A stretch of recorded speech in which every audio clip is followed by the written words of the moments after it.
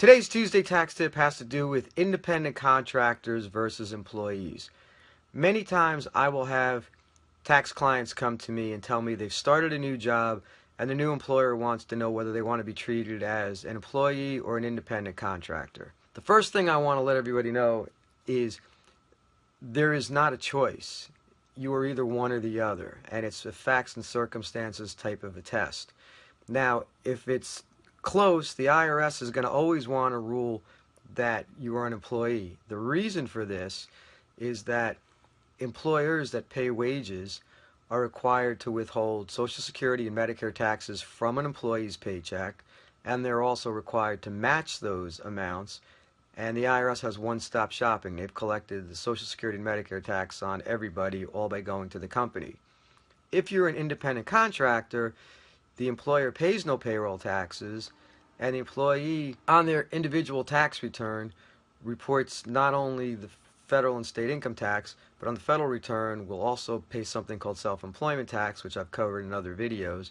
And that's basically the equivalent of paying the Social Security and Medicare tax for both the employer and employee portions. Now, the reason employees will go for this deal, even though they're paying a higher percentage of self-employment tax, is when they're self-employed, there are deductions that they can take on their return that they may not be able to get the benefit of if they were an employee of a company. Now, the employer likes people to be independent contractors because they save money on payroll taxes, health benefits, and retirement plans. However, there are major consequences to doing this incorrectly. If the IRS comes in and determines that somebody classified as an independent contractor should have been an employee, they can go back and obviously look for back payroll taxes from the employer. They can possibly go back and issue sanctions or even disqualify a retirement plan for not including certain people.